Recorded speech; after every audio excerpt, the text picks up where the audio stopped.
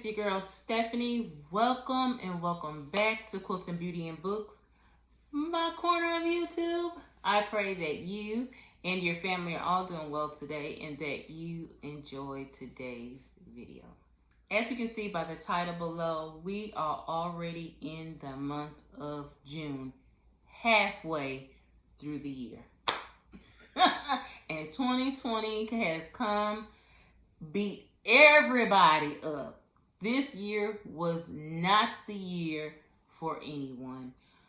We are yet in the midst of this pandemic, COVID-19. And when I tell you, we're almost close to 100,000 deaths. Wow. It never ceases to amaze me.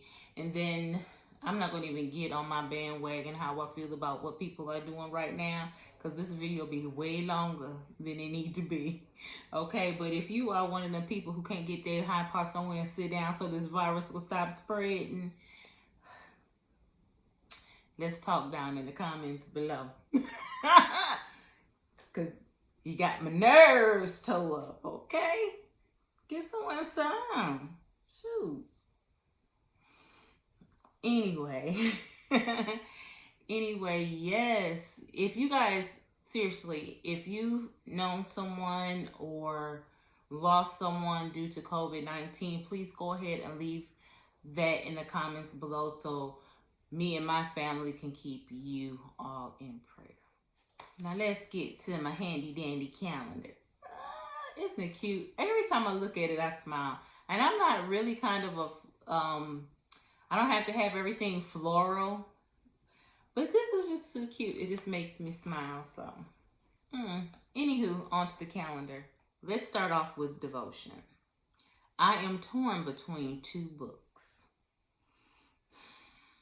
It's either going to be this cutie here, which is by Eugene Peterson, and it is drawn in Bible study, and this is on Esther. I also have the one on Ruth and the one on Mary. I'm not a coloring person. Well, I like to color, don't get me wrong, but I don't like to color tight stuff, like stuff with, like these pictures and stuff like that. That's too tight for me. I need a little bit of more space in between the objects and stuff like that. And even on the cover, you can see how some things are colored in for her on the cover. So I'm not certain that I'm a coloring person, but I do want to do the study. And this is, again, a Bible study, so I can still use it as my devotion. And the other book is Awakened by Priscilla Shirer. I can do the second group of 30 days in this book because I really want to complete this book. So I just don't know which one. I just don't know which one that I will choose. I got a couple days to figure it out. I'm going to pray on it. Next, I will continue in the Bible study that Kim Cash Tate is doing.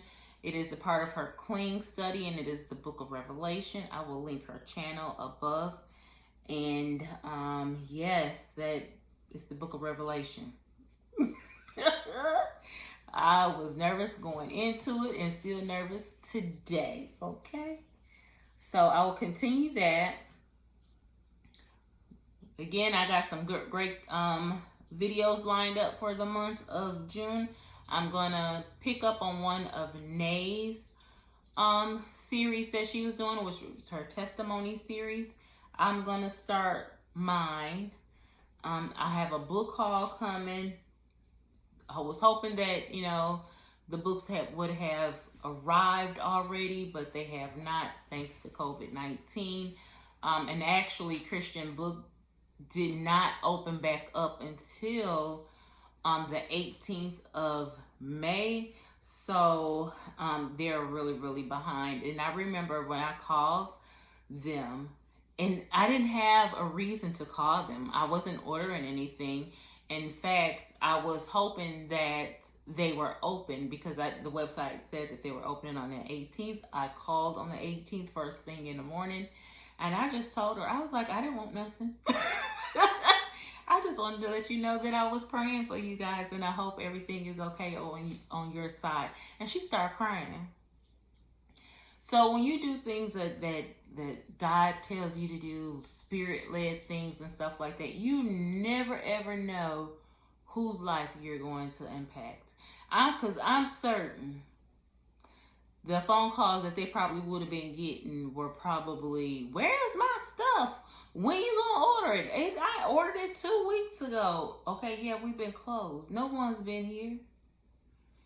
And people are just not patient anymore during this. Auntie, ooh, let me not get on this soapbox. People, use your patience. That's all I'm saying. That's all I'm saying. And I want to do a quilt to hurry up and get off that subject. And I want to do a quilt video this month. So let me quickly tell you about the books that I'll be reading for the month of June. So, are you ready? Now, I did it again a little bit different than I normally have been doing. I know a couple of months ago, I had one of you guys pick my books for me. Thank you, Lou. She picked phenomenal books. Now, I did something just a little bit different. Instead of picking all 4 of my books from the same shelf and then yet having my buddy read with my girl Nay, I decided to choose 3 books from my current shelf, which is shelf number 4 this month. And 1 book will be a throwback from my previous shelves. And then the other book would be a nonfiction book or an autobiography. I got a lot of books that I plan on reading this month. So, wish me luck. We're going to go ahead and get started with my nonfiction book. This is an oldie but goodie. I heard a lot of women talk about this book way back in the day, but I wanted to pick it up and read it for myself. And it is none other than Beside Every Good Man, Loving Myself While Standing by Him. And this is the book by Miss Sarita Ann Jakes. This book is about, she has her information on both inside flaps, so bear with me. It reads, I believe if most of us are honest, we know the men in our lives have had a profound impact on how we view ourselves and our relationships, says Sarita Ann Jakes, founder of the women's ministry at the Potter's House and wife of Bishop T.D. Jakes. Now, in a wise and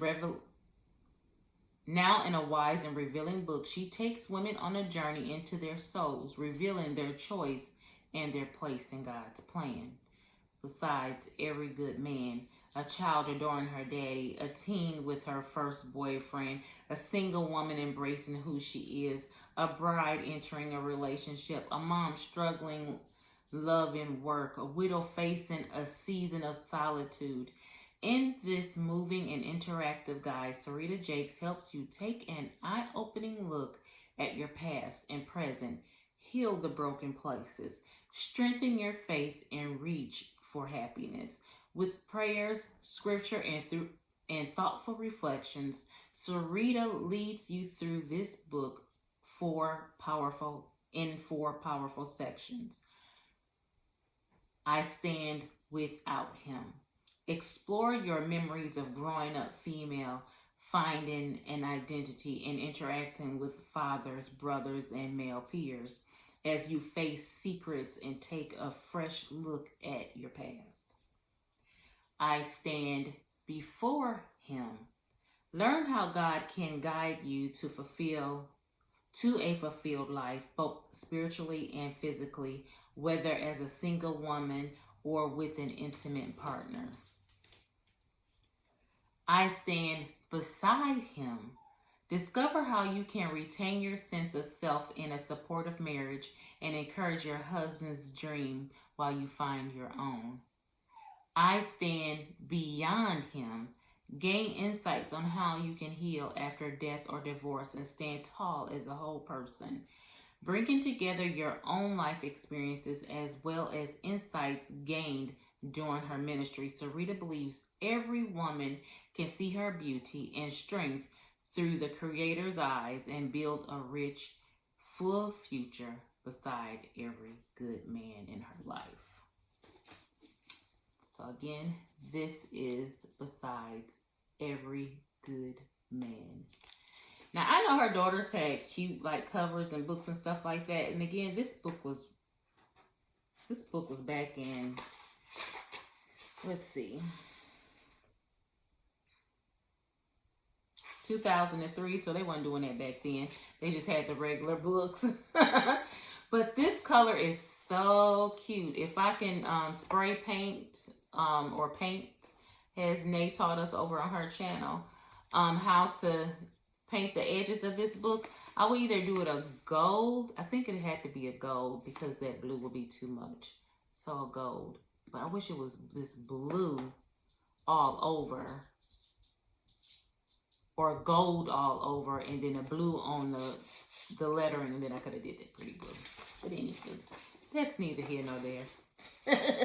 And that's not going to be something that I probably won't be done this month because I got too much reading to do. Now, for my throwback book, I am torn between 3 different books. Now, good news is they all come off the same shelf. The bad news is I just don't know which one I want. Now, let me tell you my dilemma. This month, every book that I've reached for, except for Sarita Jakes, I've read her other books. All these other authors are new to me. So, I reached for Tessa Afshar, A Thief of Corinth, If I Run by Terry Blackstock. She's new to me. And Love Amid the Ashes by Missy Andrews. I've already read one of her books. I love her writing.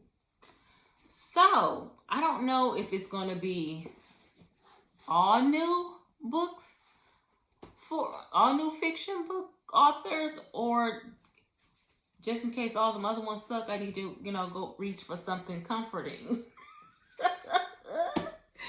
So I don't know which one. So you have to follow me on my blog, on my Twitter or Instagram account to figure out which one I have chosen.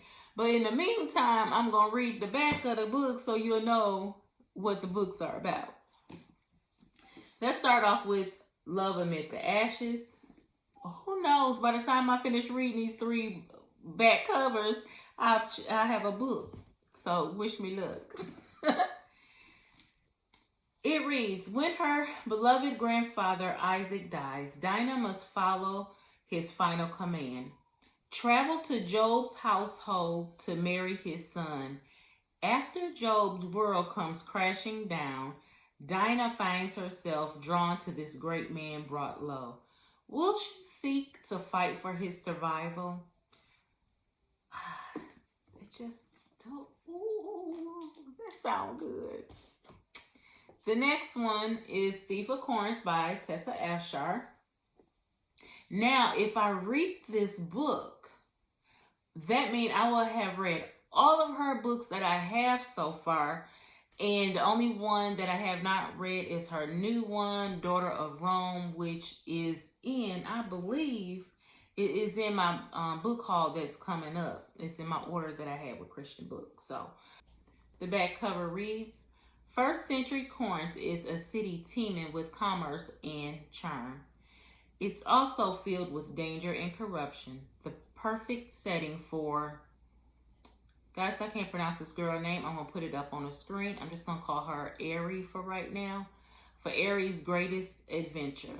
After years spent living with her mother and oppressive grandfather in Athens, Aerie runs away to her father's home in Corinth, only to discover the perilous secret that destroyed his marriage. Though a Greek of high birth, Galanos is the infamous thief who had been robbing the cities corrupt of their ill-gotten gains. Desperate to keep him safe, Eri risked her good name, her freedom, and the love of the man she adores to become her father's apprentice. As her unusual athletic ability leads her into dangerous exploits, Eri discovers that she secretly revels in playing with fire. But when the wrong person discovers their secret, Eri and her father find their future and very lives hanging in the balance. When they befriend a Jewish rabbi named Paul, they realize that his radical message challenges everything they fought to build, yet offers something neither dare hope for. That is Tessa Afshar's Thief of Corinth. And the last one is Terry Blackstock, If I Run. Casey knows the truth, but it won't set her free. Casey Cox's DNA is all over the crime scene. There is no use talking to police. They failed her abysmally before. She has to flee before she's arrested or worse. The truth doesn't matter anymore. But what is the truth? That's the question haunting Dylan Roberts, the war-weary veteran hired to find Casey. PTSD has marked him damaged goods, but bringing Casey back can redeem him. Though the crime scene seems to tell the whole story, details of the murder aren't adding up. Casey Cox doesn't fit the profile of a killer, but are Dylan's skewed perceptions keeping him from being objective? If she isn't guilty, why did she run? Unraveling her past and the evidence that condemns her will take more than he has. But as Dylan's damaged soul intersects with hers, he is faced with two choices. The girl who occupies his every thought is a psychopathic killer or a selfless hero. And the truth could be the most deadly weapon yet. Nope, I still don't know. So it's going to be one of these three books. Now, on to the books that I know for a fact that I plan on reading. The next one is The Screw Tape Letters, and it is by C.S. Lewis. I marked this one like several months back that I wanted to read this, and I did not read it because I fell into a reading slump. So we shall see.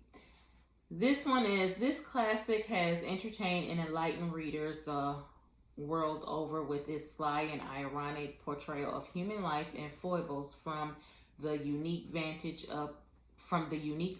point of Screwtape, a highly placed assistant to our Father below.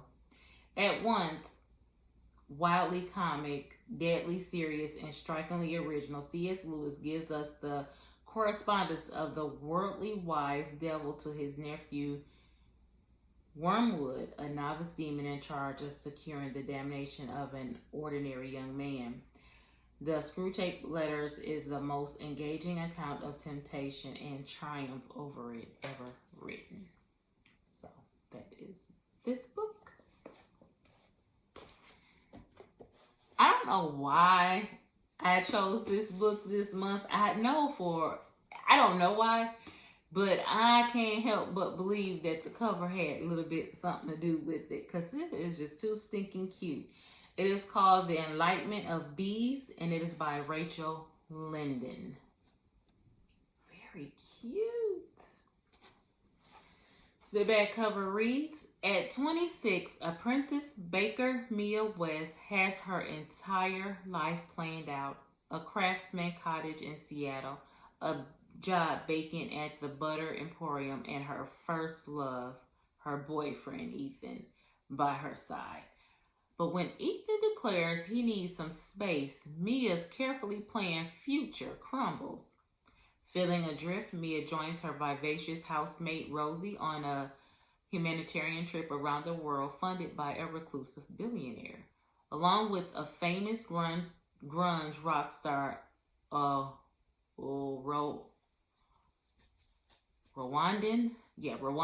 immigrant. I'm sorry, I had to get that pronunciation right. And an unsettling, attractive Hawaiian urban farmer named Kai, Mia and Rosie embark on the venture of a lifetime. From the slums of Mumbai to a Hungarian border camp during the refugee crisis, Mia's heart is challenged and changed in astonishing ways she never could have imagined. As she grapples with how to make a difference in a complicated world, Mia realizes she must choose between the life she thought she wanted and the life that's unfolding before her. Again, The Enlightenment of Bees.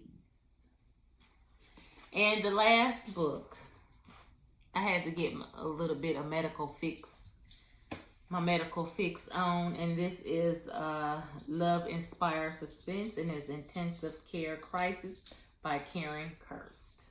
It's a little bitty book. And the back cover reads, she uncovered a secret someone will kill for, but he's determined she'll survive.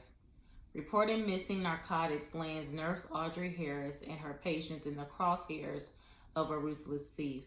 But when Marine Sergeant Julian Tan is one of the patients in danger, the criminals unwittingly provide her with a strong and handsome protector. On the run, Julian and Audrey must stop a crime boss or become the next to fall. Again, that is Intensive Care Crisis. Well, guys, that's it. That seemed like a lot of books that I'll be reading. Plus, Nay and I still have to figure out which book we'll be doing for a buddy read. I don't know if we're going to skip this month or not. We haven't as of yet. So we shall see what we're going to do. Now,